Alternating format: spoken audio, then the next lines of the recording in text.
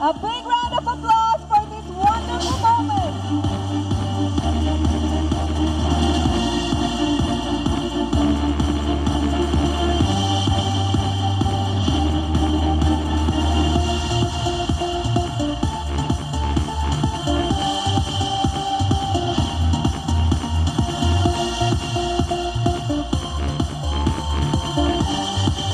And now I would also like to invite Mukul Bhai and Raf Bhai to the stage to hand over the bouquet over to our new queen.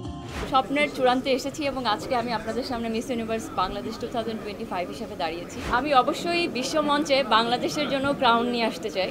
আপনাদের ছাড়া আমি আসলে কিছুই না, so আপনাদেরকে মন থেকে আমি ধন্যবাদ জানাচ্ছি। অনুভূতি যদি বলি, আসলে আমি মঞ্চে যখন কাঁদছিলাম, আমি মিস ইউনিভার্স 2020-তে উইনার হয়েছিলাম as a miss universe Bangladesh. তো তখন বয়সের একটা লিমিটেশন ছিল, যেটা আমি আনফর্চুনেটলি জানতাম না। তো সেটার জন্য ট্রাভেল রেস্ট্রিকশান, অনেক কারণে আমি যেতে পারিনি আমার দেশকে রিপ্রেজেন্ট করতে।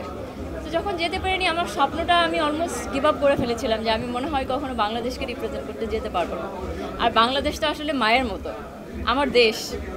তো তারপরে যখন মিস ইউনিভার্স থেকে হঠাৎ করে বলল যে মিস ইউনিভার্সে এখন আর কোনো বয়সের লিমিটেশন নাই, কোনো লিমিটেশন নাই, তখন আমার কাছে মনে হলো যে না, স্বপ্নটা তার মানে এখনও আমার আছে, আমি আই ক্যান গো।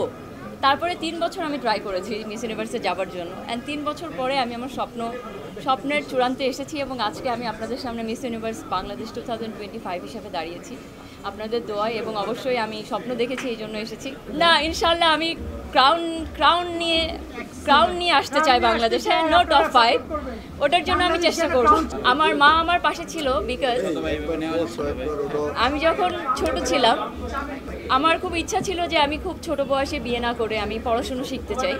তো সেটাতে আসলে আমার অন্যান্য ফ্যামিলি মেম্বারের থেকে আমার মা আমাকে সব থেকে বেশি সাপোর্ট করেছিল যে তুমি মেয়ে, তাতে কি হয়েছে, তুমি যাও, তোমার স্বপ্নকে ফলো করো, তোমার ভয়েসকে ইউজ করো, তুমি যেটা করতে চাও তোমার নিজেকে আটকে রেখো না। তো ওনার অনুপ্রেরণা ছাড়া, ওনার সাহস ছাড়া আমি আজকে এখানে আসতে পারতাম না। Only I know my journey and my mother know. এই জন্য আমি আসলে ওনাকে স্টেজে এইভাবে আমি থ্যাংক ইউ দিয়েছি, বিকজ আজকে আমি এখানে দাঁড়িয়েছি অনলি বিকজ অফ হার। আমি অবশ্যই বিশ্ব মঞ্চে বাংলাদেশের জন্য ক্রাউন নিয়ে আসতে চাই ফর দ্য ফার্স্ট টাইম আমার দেশের জন্য।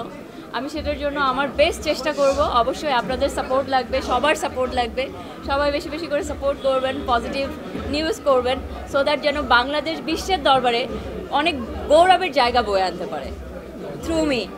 Thank you. Thank you so much. Thank you so much.